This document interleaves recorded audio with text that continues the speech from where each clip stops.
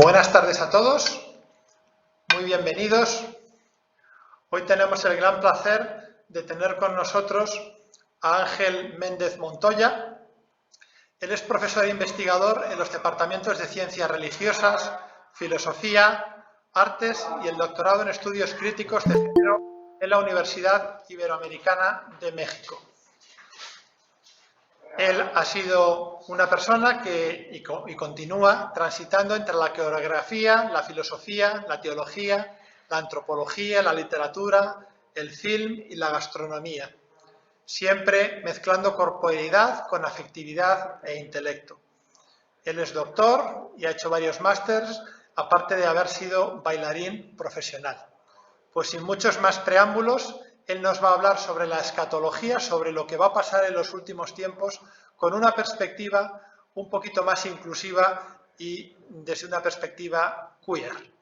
Pues muchísimas gracias y le doy la palabra a Ángel.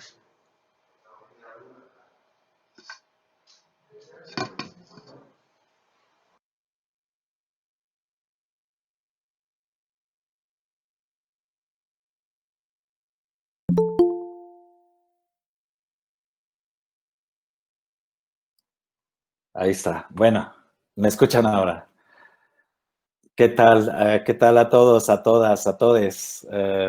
Un saludo, un abrazo muy grande desde acá, desde México, en un día tan especial para nosotros, en el Día de la Virgen de Guadalupe. Ha sido una gran celebración desde anoche, con todos los juegos artificiales y sonido y todo, aunque la gente no ha podido reunirse porque se han cancelado las misas y las celebraciones en los templos, sobre todo en la basílica. Pero desde aquí y en este día tan especial les abrazo a todos. Me da muchísimo gusto estar aquí presente de manera virtual, pero también de corazón, para compartir con ustedes algo que me encanta, algo que es parte de mi vida como teólogo católico, cristiano y queer, sobre asuntos que nos interesan a todos, y en este caso que tiene que ver con esta cuestión de los tiempos finales. Esta fue una invitación que me hizo la revista Concilium, que es una revista católica que se traduce a varios idiomas y que estaba interesada en hacer un número especial sobre teología queer, lo cual me pareció extraordinario y histórico también, porque es la primera vez que la revista Concilium dedica todo un número para esta forma de hacer teología, que también es nueva, pero también muy polémica, muy controversial. Sí se han hecho en algunas otras ocasiones algunos trabajos sobre homosexualidad, sobre sexualidades diversas, pero nunca se había hecho algo sobre teología queer. Entonces, pues sí me pareció muy buena idea. Pero me dijeron, nos gustaría muchísimo que escribas sobre escatología queer. Entonces, cuando me dijeron el tema, pues primero pensé buscar en algunos lugares que he leído de teóricos, teólogos, teólogas queer, pero realmente no había nada específicamente o explícitamente sobre este tema de la escatología. Como ustedes saben, supongo la mayoría de ustedes saben que escatología tiene que ver con los últimos tiempos, qué pasa al final de toda la creación. Y pues vienen todas estas imágenes del juicio final, del cielo, del infierno, etcétera. Y luego, por otro lado, cuando tú pones escatología y luego el otro término, queer, pues como que hay una bomba, ¿no? Porque lo queer es lo raro, es lo torcido, es lo desviado, es un insulto, como ustedes saben en inglés, para aquellas personas que pertenecen a las diversas comunidades de LGBTTI. Entonces, regularmente este término es un término que insulta, es un término que lastima, que crea heridas y que excluye. Entonces, poner escatología y queer se me hacía algo como una especie de oxímoron, algo oximorónico, algo contrastante. Y súbitamente, por supuesto, me llegaron muchísimas imágenes en mi mente sobre estos últimos tiempos y siendo una persona gay en la Iglesia Católica. Y también haciendo teología como teólogo queer, como teólogo gay. Muchas reacciones y muchas imágenes muy viscerales sobre estas mismas imágenes o sobre estos mismos conceptos de cielo, infierno, etc. Una de ellas es la cuestión de la negación de mi persona, que quizás algunos de ustedes han pasado por esa etapa de negación donde te dicen que que hay algo mal en ti, que hay algo desviado en ti y que por lo tanto no está para ti destinado un lugar en el cielo, por decirlo así. Y mucho de esto tiene que ver también con nuestros cuerpos. Como bien decían al iniciar mi presentación, yo antes de ser teólogo fui bailarín profesional de danza contemporánea y continúo coreografiando. Actualmente estoy haciendo un año sabático y estoy investigando sobre danza, cuerpo y teología filosófica. Entonces, la danza y el cuerpo, cuestiones que tienen que ver con la corporeidad, con el hecho de que soy cuerpo, pues también fue algo que me empezó a sonar muy fuerte cuando estaba pensando sobre este tema de la escatología, porque aquí nos han dicho que tenemos que negar nuestros cuerpos. No solamente personas homosexuales, pero muchas veces mucho más fuerte la negación del cuerpo hacia personas trans, por ejemplo, ¿no? Que se les considera freak, como que se les considera personas que no aceptan sus cuerpos y que transforman sus cuerpos para algo que realmente no son, ¿no? Según las críticas de la sociedad y sobre todo de la iglesia. Otra imagen que me vino a la mente de la escatología es referida a toda aquella cosa que tiene que ver con el pecado, ¿no? Una teología muy insistente, muy fuerte en decirnos que somos seres pecadores y en pecado. Primero, y durante muchos siglos, se mantuvo una tradición teológica donde se nos definía como intrínsecamente malos, como intrínsecamente pecaminosos. Entonces ahí ya también había como toda esta cosa de cargar con una tradición que nos dice que intrínsecamente, ontológicamente, nuestro propio ser es desviado, es algo que es de por sí ya malo y ontológicamente pecaminoso. Pero luego, afortunadamente, esto ha cambiado al menos en la doctrina católica y ya no hay una definición de la homosexualidad como algo intrínsecamente malo, pero sí hay una condena al hacer, no al acto de la homosexualidad. Entonces, pues ahí también hay una otra dicotomía entre el ser y el hacer, ¿no? O sea, y entonces esto te lleva a una especie de negación también de tu persona, negación también de tu cuerpo, negación de tus deseos, porque aunque ontológicamente no estamos mal, esto que hacemos con las personas que amamos, los cuerpos que se aman, son condenados, son considerados como una acción pecaminosa. Entonces, en lugar de vivir en gracia, la persona homosexual vive en una experiencia de castigo también. Y sobre todo cuando pensamos en la vida después de esta vida, después de la muerte, pues la única lugar que está destinado para nosotros es el infierno, pero jamás el cielo. Es la condena y no la emancipación, no la liberación. Entonces, sí, claro, nada más oximorónico que es, y más lejano de la experiencia de muchas personas en las comunidades LGBTTIQ que el tema de la escatología. Sobre todo también cuando vivimos en un mundo que está normado socialmente, políticamente y religiosamente por estos sistemas que son dicótomos y que son estos sistemas binarios donde o eres hombre o eres mujer, o eres heterosexual o eres homosexual, o estás con los decentes o estás con los indecentes, o eres incluido o eres excluido. Entonces, siendo una persona gay, pues yo me sentía en esta área de los excluidos, ¿no? De los indecentes, en esta dicotomía.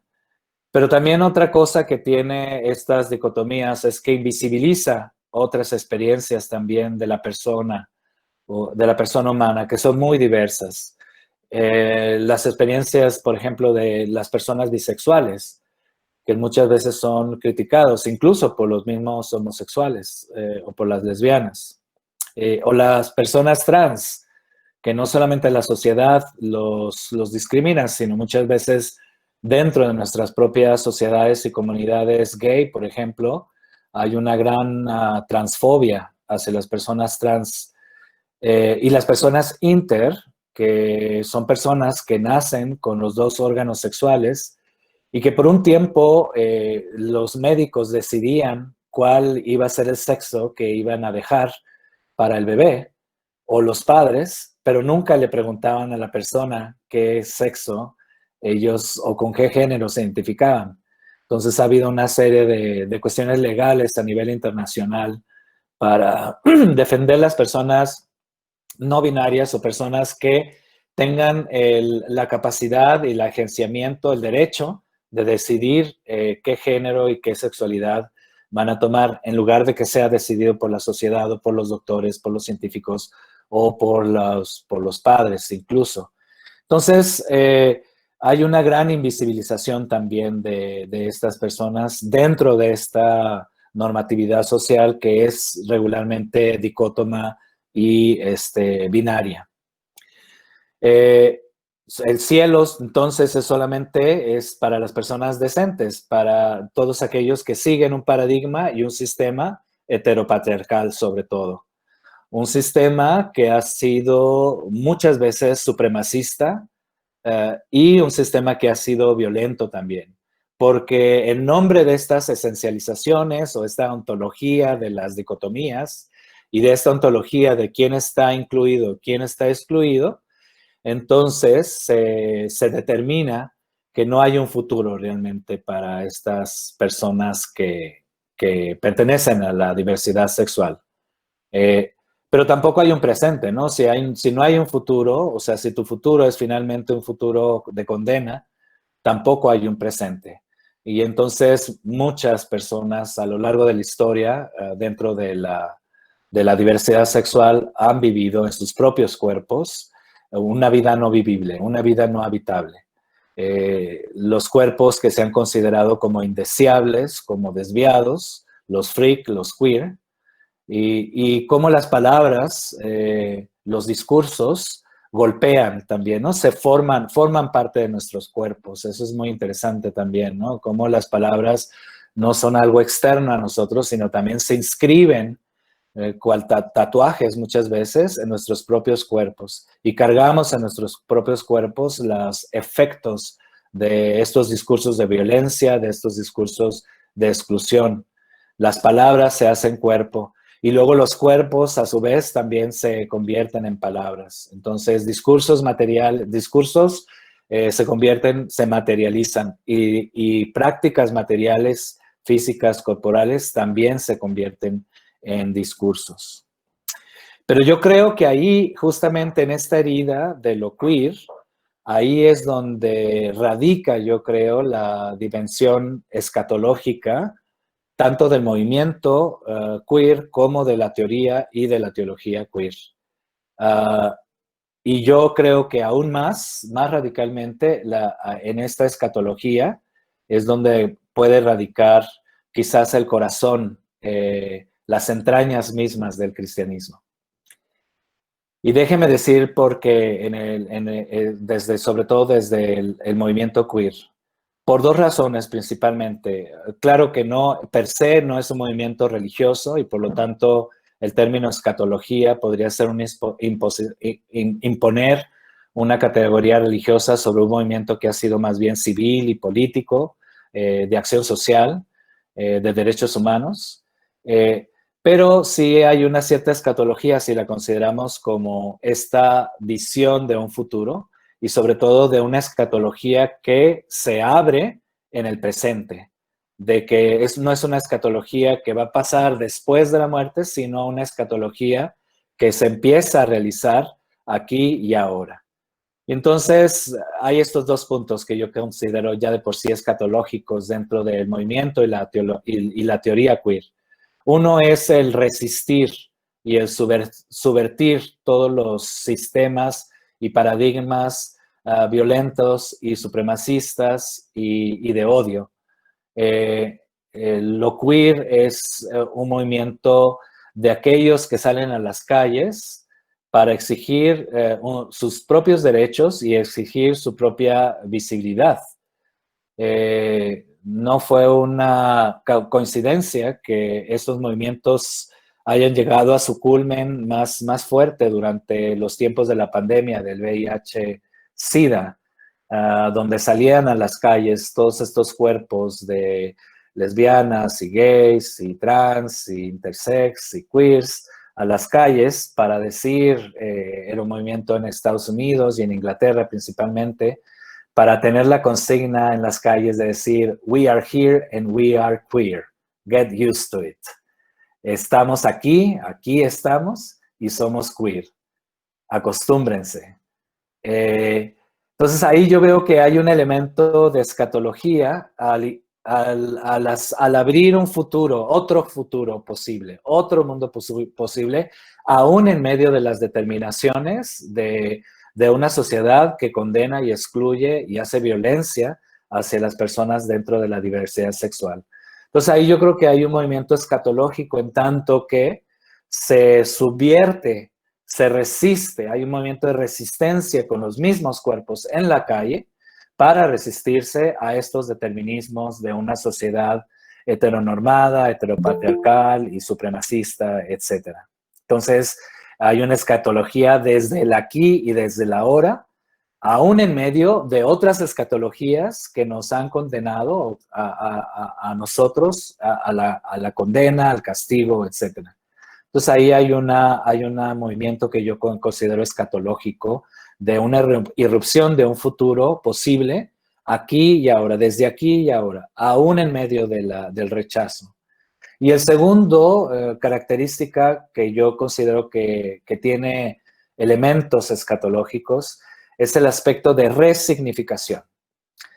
Queer, como dije, es un insulto para excluir, es una forma de herir a las personas de la diversidad sexual, pero al salir a las calles y decir we are queer, se resignifica. Esto que fue una palabra de insulto, ahora la tomo para transformarla, para transfigurarla, para resignificarla y resignificar algo que tiene que ver con la dignidad y con el orgullo.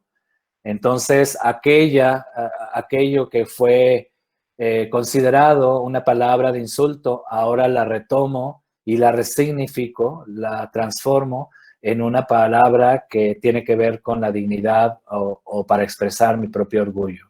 Entonces hay un aspecto no solamente de resistencia de cuerpos en la cuestión escatológica queer, sino también de resiliencia, en la cual los cuerpos se acuerpan, este término que han usado muchas de las teólogas decoloniales en Latinoamérica, el acuerpamiento, es solidarizarse con el cuerpo mismo para hacer un cuerpo con los demás cuerpos, para sanar, para dignificar, sobre todo desde, muchas veces, no solamente hacia los cuerpos que han sido excluidos, sino desde esas mismas diásporas, desde esas mismas cuerpos que han sido basurizados. Entonces hay una resignificación que es una forma de crear, posibilitar otro mundo posible, otro futuro posible, pero aquí y ahora. El devenir de otro mundo posible que pasa en nuestros propios cuerpos, aquí y ahora, en el presente. Y también trayendo a los ausentes, porque muchas personas no estaban en estos movimientos de la calle, ya sea porque muchos estaban enfermos en los hospitales, ya sea porque muchos murieron también, sobre todo durante la pandemia del VIH-Sida, pero es una ausencia, ahí también se resignifica.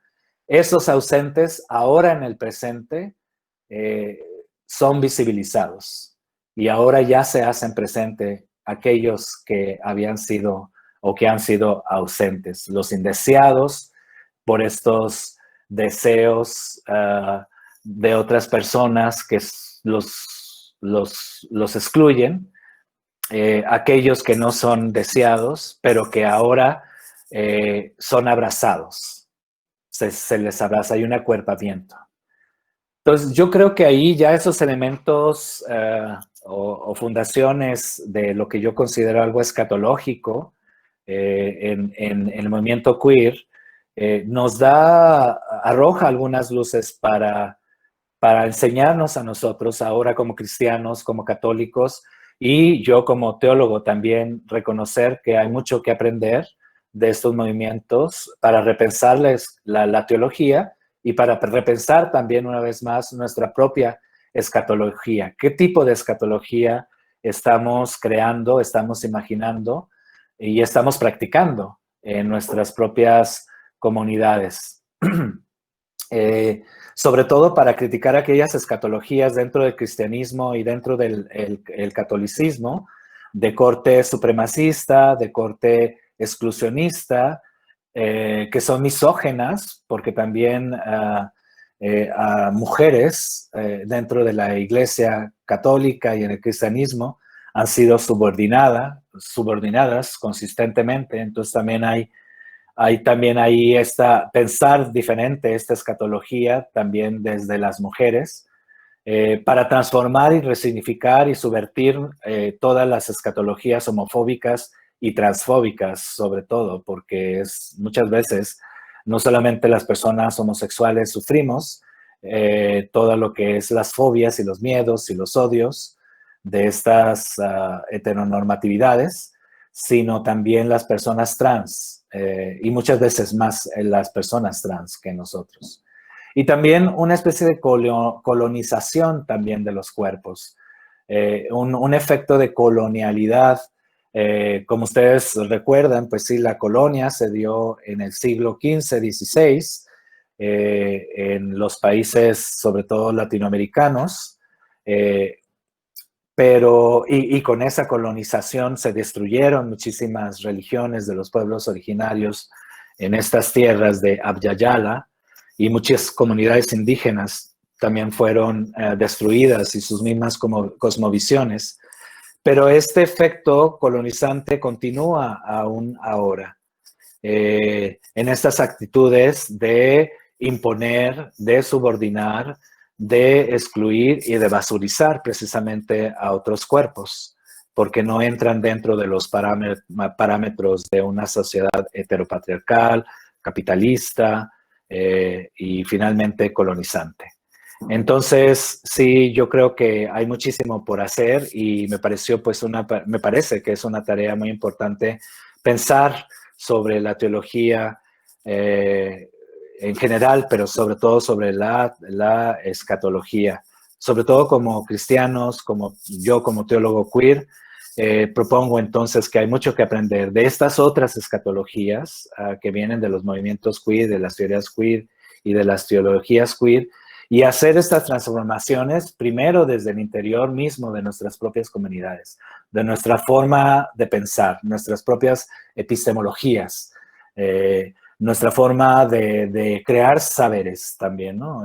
Entonces también nuestra forma de conocer también tiene que ser transformada de alguna forma, tanto a nivel local como a nivel grupal y global también, ¿eh? Y también al interior de las mismas comunidades LGBTI,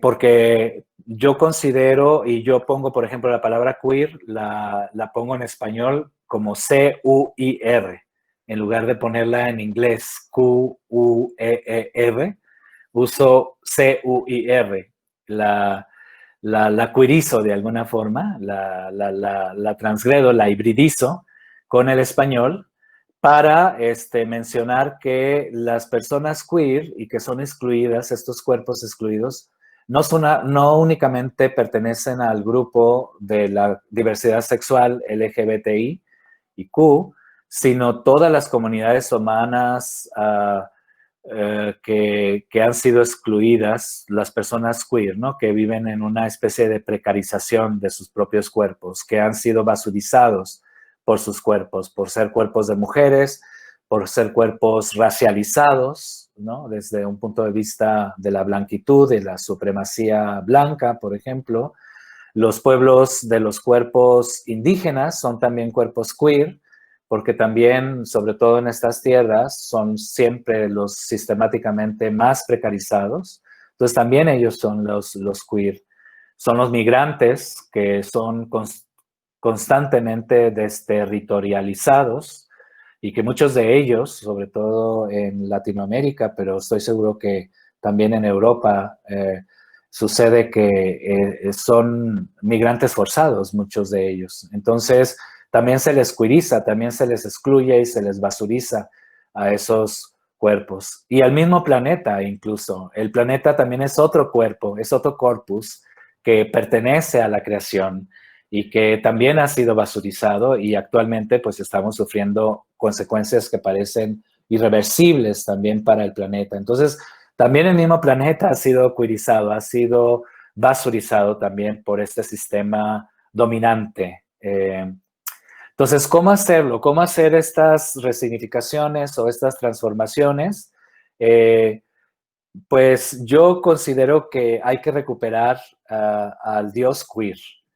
Este término, Dios queer, viene realmente de la teóloga argentina queer, Marcela Altus-Reid, quien no pudo hacer teología dentro de contextos latinoamericanos, aún dentro de una época después de la teología de liberación, que sí tenía muy claro la teología de liberación en Latinoamérica, el concepto de los pobres, pero luego este concepto se convirtió en algo descorporeizado. Los pobres como una abstracción, sin sexo, sin deseos, sin cuerpos.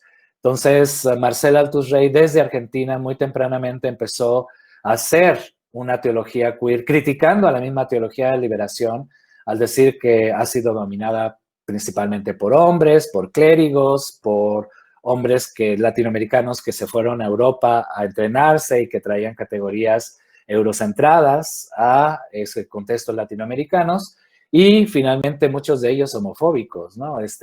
Descorporeizados. La liberación finalmente es una liberación parcial, solamente económica, pero no había una verdadera liberación de toda la existencia humana que tiene que ver con nuestros cuerpos. Entonces, Marcela Altus-Reid utiliza este término no en Latinoamérica, sino se tiene que ir a Inglaterra, a Escocia, de hecho, a la Universidad de St. Andrews, para estudiar la teología. Y desde allá escribe ella. Y uno de sus primeros libros que escribe, en inglés tiene que escribir en lugar de español, porque era persona non grata dentro de contextos hispanohablantes, es el Dios queer, the queer God. Y bueno, es un término que yo estoy tomando de ahí. Y yo creo que para resignificar, para poder sanar estas heridas, es necesario recuperar primero, antes que nada, como dice Marcela Altus-Reid, al Dios queer, a sacar a Dios del closet. ¿Y qué quiere decir ella con eso? ¿Y qué quiero decir yo también con eso? Es que hemos perdido al Dios del amor, al Dios del deseo, al Dios que es eros a la vez que ágape. Y esas son temáticas muy dentro de la teoría queer, la teoría del deseo, porque el deseo primariamente es el deseo de ser reconocidos. Y las personas dentro de las comunidades de la diversidad sexual no son reconocidas o han sido rechazadas. Entonces, recuperar al Dios del deseo. El Dios queer es el Dios del deseo. Y cuando pensamos, incluso antes de la misma creación del mundo, en un Dios como comunidad, sobre todo en la tradición cristiana, que no es un Dios en solitud, en solitario, sino que es un Dios comunitario, donde hay otredad en la comunidad del otro. Pensamos en este movimiento de amor, de eros y ágape dentro de esta relación intertrinitaria. Dios desea a Dios y responde con su propio deseo en alabanza, en deleite. Entonces, también dentro de este Menashe a Trois de la Trinidad, la dinámica que mueve a Dios y por la cual Dios se mueve es el deseo, es el amor, que es a la vez eros, el deseo por el otro, pero ágape igualmente, porque Dios es plenificación, sobreabundancia. Entonces, eros y ágape en Dios, en esta comunidad trinitaria, coinciden y se alimentan el uno al otro. Eso es antes de la creación, o sea, incluso Dios no tenía necesidad de crear algo externo o algo además de su propia divinidad, de su propia comunidad divina. Y es un misterio pensar por qué creó Dios al mundo. Pero si partimos de esta dinámica de dar y recibir, de un deseo por el otro y una satisfacción, una plenitud y deleite en el otro, entonces podemos pensar que ese es el ímpetu, el impulso también de la creación. De tal forma de que toda la creación es el signo de este amor plenificante de Dios, de ese amor deseante de Dios. Que Dios, antes de desearlo, nos desea primero, se deleita en los actos de creación. En el libro de la sabiduría, por ejemplo, hay una cita que me encanta y que yo creo que es muy importante que nosotres, la repitamos como mantra, sobre todo cuando vemos o experimentamos acciones de rechazo, acciones de odio y de represión de parte de los demás.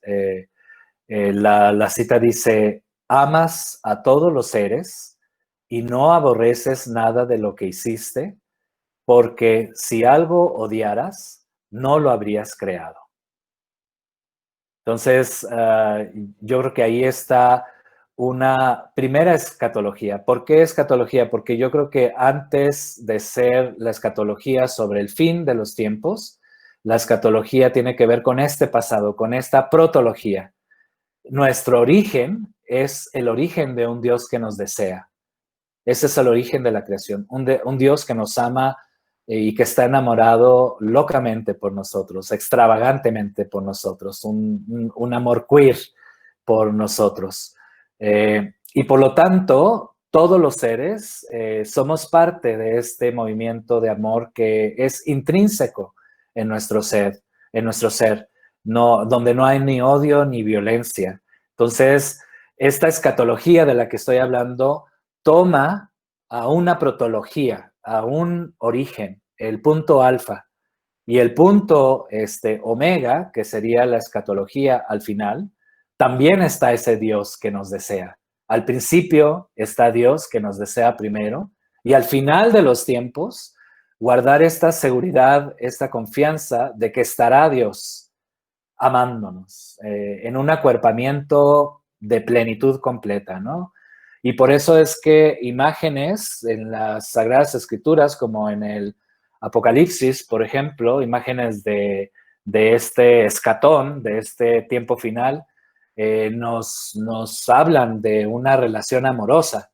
Al final de los tiempos, en el escatón, habrá una boda nupcial, una boda de amor entre Dios y su pueblo, entre Dios y toda la creación.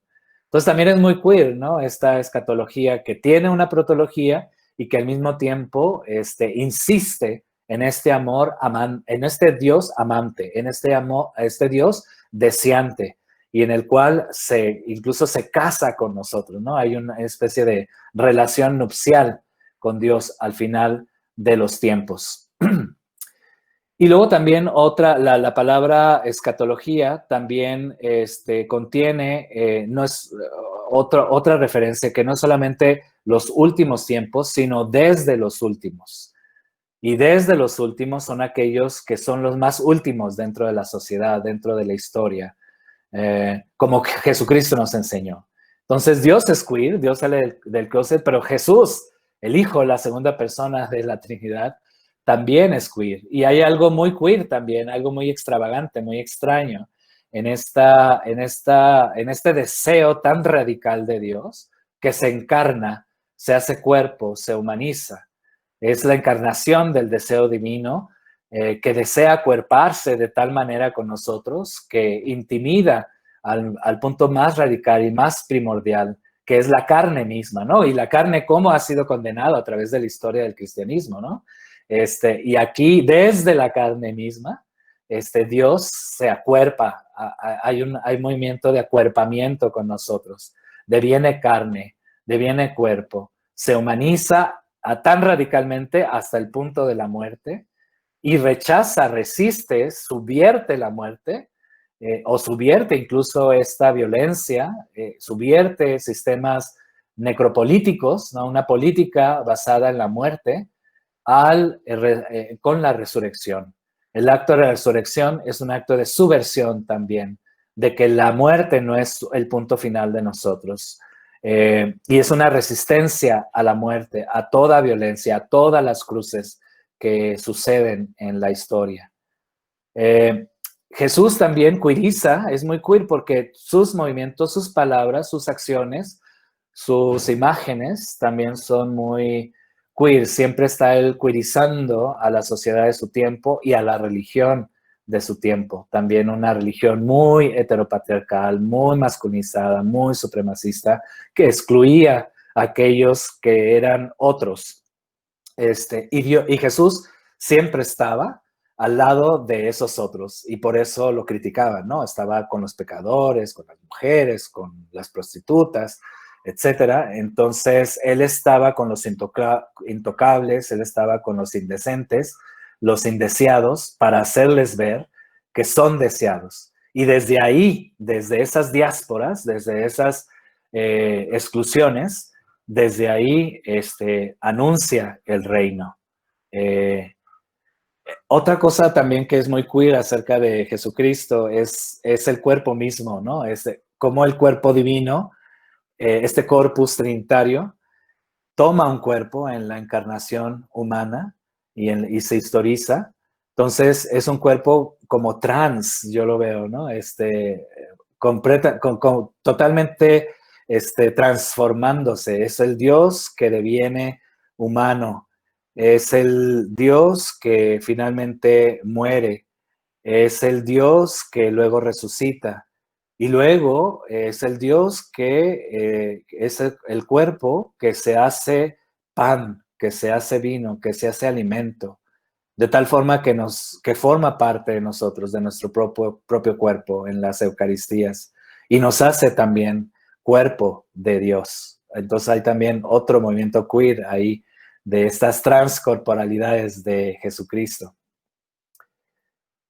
Y yo creo que, bueno, sí, el mensaje realmente entonces para nosotros tiene que ver con retomar nuestros cuerpos, desde nuestros propios cuerpos, resistir, subvertir y crear grupos de solidaridad, sanar también al interior de nuestras propias comunidades de la diversidad sexual, donde hay tantas discriminaciones, donde muchas veces también nosotros repetimos estos roles patriarcales o misógenos o transfóbicos. No sé cuál es el caso en España, pero en Latinoamérica también hay grupos de exclusión dentro de los mismos comunidad gay, por ejemplo, entre los hombres, de aquellos gays que no entran dentro del patrón de lo aceptable para ser gay. Si no eres guapo, si no eres blanco, si eres indígena, si eres pobre, si eres discapacitado, en fin, también dentro de nuestras propias comunidades, muchas veces sin saber repetimos estos mismos roles y estas mismas escatologías de exclusión en lugar de tomar una escatología de la inclusión. Entonces, ¿cómo resignificar, cómo torcer, cómo subvertir estos paradigmas violentos al interior mismo de nuestras comunidades? Yo diría de nuevo, retomar, sacar a Dios del closet y retomar al Dios queer y en Jesucristo también, que hace todos estos movimientos de transcorporalidades, de subversión a la vez de resiliencia, de sanación de cuerpos. Y bueno, ahorita en estos tiempos de pandemia hay mucho que decir al respecto porque estamos viviendo aquí en el caso de México, por ejemplo, una gran discriminación de estos cuerpos que son de la diversidad sexual y que han sido excluidos incluso de sus propias casas. Muchos de nosotros hemos tenido que, pues, refugiarnos en nuestras propias casas y algunos con sus propias familias y sus propias familias los han rechazado. Entonces, ha habido una discriminación de estos cuerpos y muchos de ellos son personas que están viviendo en la calle. No, otra cosa interesante es que nos hablan de una nueva normalidad, pero yo creo que más bien desde una teología queer y desde una escatología queer, más bien tenemos que resistirnos y subvertir esa normalidad, ¿no? ¿Qué es la normalidad? Hemos normalizado la violencia, hemos normalizado la exclusión, hemos también, de alguna manera, normalizado estos discursos y prácticas de odio. Entonces ya no hay que volver a esa normalidad. Yo creo que es un tiempo también para empezar a queerizar esas mismas normalidades. Otro efecto también escatológico que yo veo que está pasando durante el tiempo del COVID es que al haber estado cerrados los templos, no sé si les ha pasado a ustedes también, pero aquí en México las personas de la diversidad sexual empezaron a hacer comunidad en el mundo virtual y hacer eucaristías queer. Y ya sin el permiso del padre o del obispo, totalmente fuera del closet y totalmente haciendo estas nuevas eucaristías escatológicas de un eros y un ágape que es a través de la inclusión y a través del reconocimiento de esos otros que han sido, pues, muchas veces excluidos. Y luego yo creo que también esto nos mueve, yo creo que una escatología queer nos ayuda a superar la dicotomía entre la utopía y la distopía que existe actualmente, sobre todo en tiempos de COVID.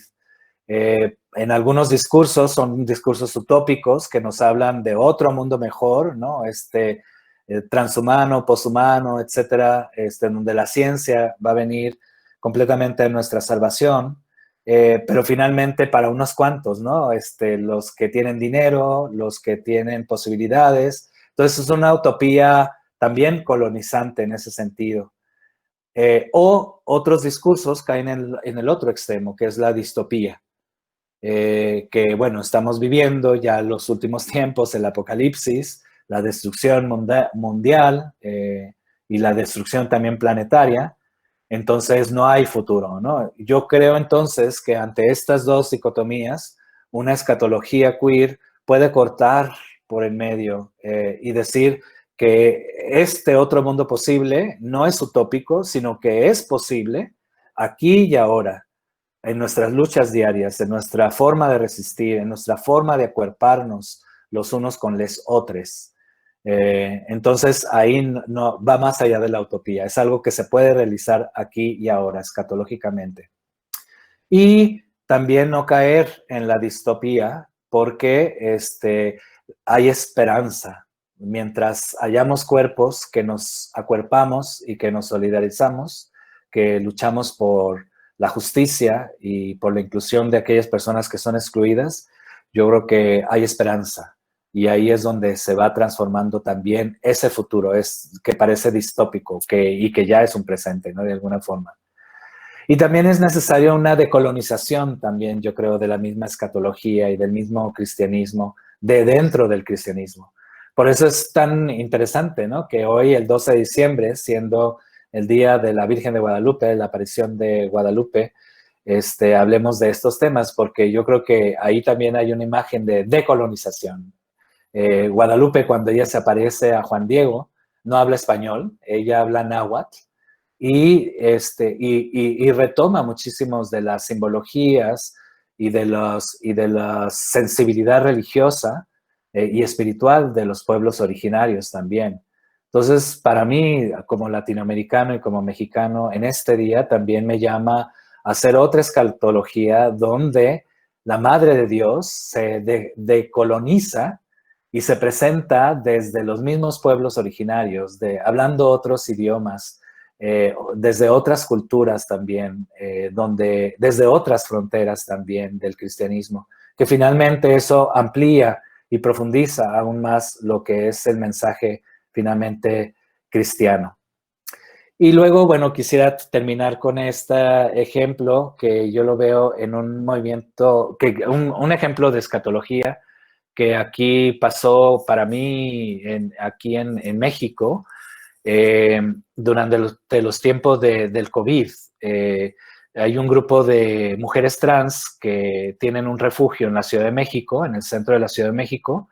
Son mujeres trans que han sido, muchas de ellas, violentadas, algunas de ellas escapando de sus propias casas, viviendo en situaciones muy precarias y de gran pobreza, se unieron para hacer un colectivo y tener un refugio en la Ciudad de México. Bueno, durante los tiempos del COVID, ellas empezaron a decir, bueno, no puedo yo creer que tenga yo comida aquí en mi propia casa y que haya tanta gente, sobre todo de la diversidad sexual, que está pasando hambre ahorita porque los están corriendo de sus casas. Entonces ellas salieron a las calles para dar de comer a las personas que tienen hambre. Entonces, me parece ahí que está también la clave de las bienaventuranzas. Bienaventurados aquellos que tienen hambre y sed de justicia, porque serán saciades, en este caso. Y a mí me parece un ejemplo muy claro de escatológico, en el cual se rehúsan, se resisten a esta normatividad donde personas pasan hambre y se solidarizan, comparten el pan. Es muy eucarístico también, ¿no? Es una Eucaristía queer y escatológica al mismo tiempo. Bienaventurados aquellos que tienen hambre de dar de comer a aquellos que tienen hambre.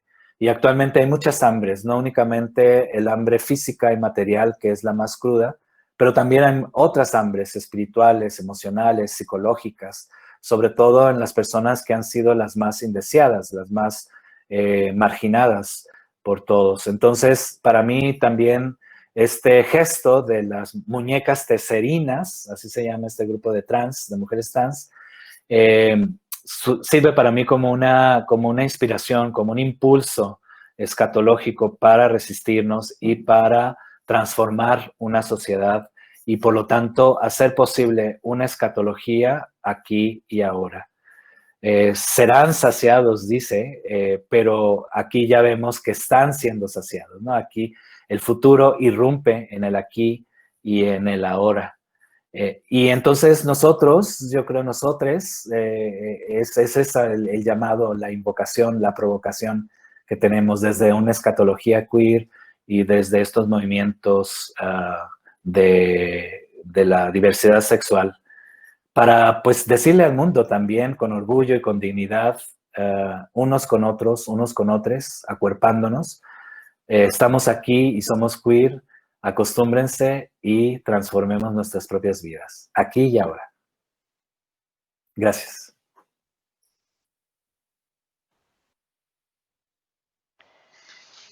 Muchísimas gracias, Ángel, por compartir con nosotros todas estas ideas tan nuevas, pero también tan antiguas, de toda esta resistencia, de todo este hacerse, acuerparse, como tú expresas, con la gente más desfavorecida y descubrirnos ese rostro de un Dios queer que hay que sacarle del armario y que nos desea y nos ama profundamente desde el inicio hasta el final. Pues muchísimas gracias y con esto terminamos nuestra grabación y vamos a iniciar también este diálogo para compartir unos con otros. Muchísimas gracias, Ángel, y te damos nuestro aplauso virtual agitando nuestras manos.